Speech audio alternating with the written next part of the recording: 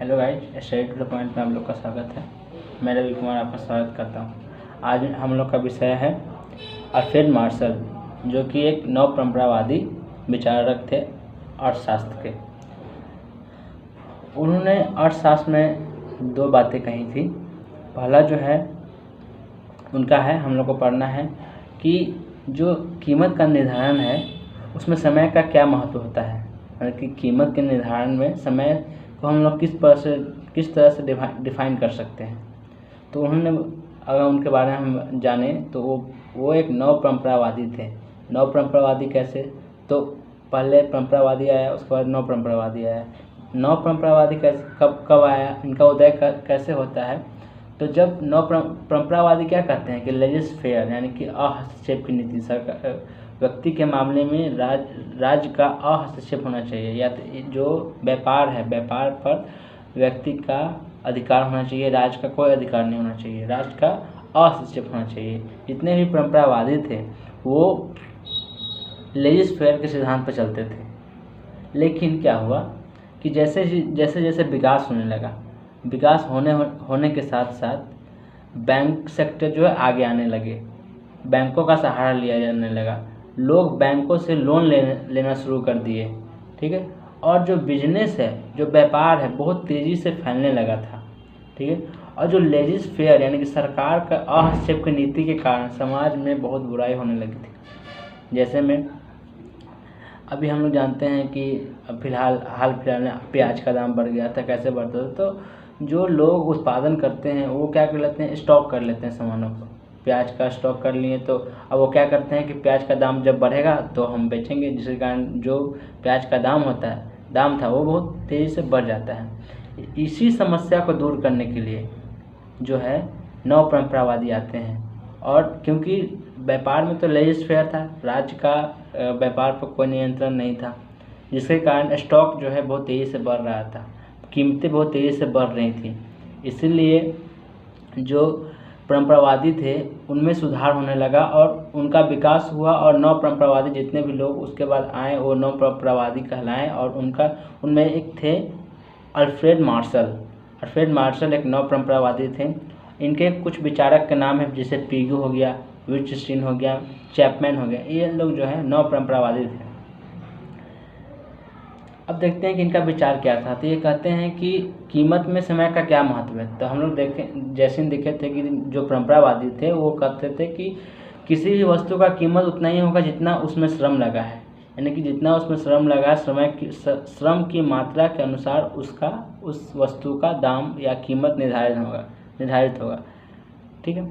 लेकिन जो नव परंपरावादी यानी अल्फ्रेड मार्शल थे, उनका कहना था कि किसी भी वस्तु का जो दाम है वो केवल पूर्ति या फिर केवल डिमांड पे, यानी कि डिमांड और सप्लाई पे डिपेंड नहीं करता है, बल्कि डिमांड एंड सप्लाई दोनों पे डिपेंड करता है। जो परंपरावादी थे, जितने भी परंपरावादी थे उनका मानना था कि जो किसी भी वस्तु का कीमत होगा वो उस वस्तु में लगने वाले श्रम और कॉस्ट ऑफ प्रोडक्शन, यानी कि उसके प्रोडक्शन में जितने भी पैसा लगा है या फिर श्रम लगा है उस पर डिपेंड करता है उस वस्तु का कीमत। लेकिन जो मार्शल थे उन्होंने कहा था कि श्रम का भी महत्व है और साथ ही साथ समय का भी महत्व है। जो किसी भी वस्तु के कीमत निर्धारण में समय का भी महत्व होगा और टाइम का भी महत्व होगा और श्रम का भी महत्व होगा। उन्होंने कहा कि डिमांड एंड सप्लाई पर भी जो किसी भी वस्तु का कीमत डिपेंड करता है। कैसे डिपेंड करता है? तो अगर समय अगर कम होगा तो हम क्या कर सकते हैं, डिमांड के अनुसार हम कीमत निर्धारण कर सकते हैं। और अगर समय ज़्यादा होगा तो कीमत का निर्धारण सप्लाई करेगा, यानी कि पूर्ति करेगा। कैसे? तो उन्होंने समय को 4 भागों में बांटा। एक होता है अति अल्पकाल,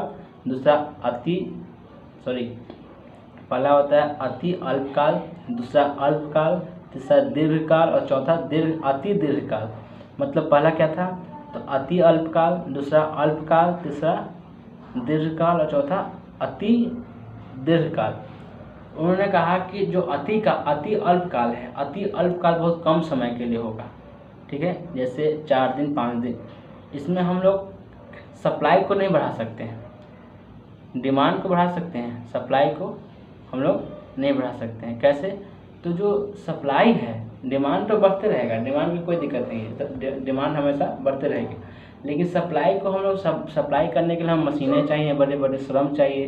तो हम 1 से 2 दिन में तो उसको ला नहीं सकते हैं, उसको मशीन को, नया मशीन लाने के लिए बहुत बड़े मशीनों की ज़रूरत होती है, उसके लिए समय चाहिए। इसलिए अति अल्पकाल में उन्होंने कहा कि जो कीमत का निर्धारण होगा वो डिमांड करेगा, ठीक है।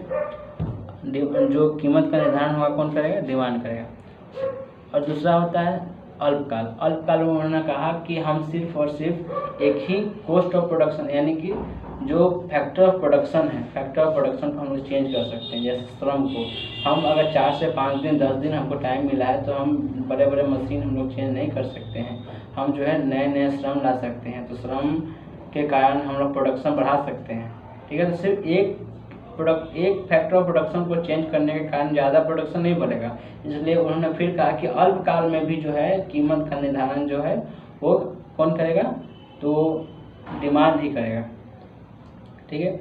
और तीसरा था दीर्घकाल। दीर्घकाल में बहुत ज़्यादा समय मिला। उन्होंने कहा कि दीर्घकाल में जो है हम मशीनों में सुधार कर सकते हैं, जो मशीनों में खराबी हुई है उसको हम लोग सुधार कर सकते हैं। साथ में ही साथ हम नए नए मशीनों को भी क्या कर सकते हैं? खरीद सकते हैं और उत्पादन को बढ़ा सकते हैं। इसलिए जो कीमत का निर्धारण होगा वो सप्लाई करेगा, ना कि डिमांड करेगा। और चौथा होता है अति दीर्घकाल। अति दीर्घकाल बहुत बड़े समय, जैसे 10 साल 20 साल का समय, 30 साल का समय हमारे पास है, तो हम जो है उत्पादन को बहुत तेज़ी से बढ़ा सकते हैं, नए नए मशीन ला सकते हैं, श्रमिकों की संख्या बढ़ा सकते हैं, जिसके कारण उत्पादन बहुत तेज़ी से हम लोग बढ़ा सकते हैं। जिसके कारण उन्होंने कहा कि जो कीमत का निर्धारण होगा वो सिर्फ कौन करेगा? तो सप्लाई करेगा, ठीक है। तो अगर आपको ये समझ में आया हो, ये एक्सप्लेनेशन जो है अल्फ्रेड मार्शल का समझ में आया हो, तो मेरे channel study to the point को आप सब्सक्राइब करें, लाइक करें। धन्यवाद।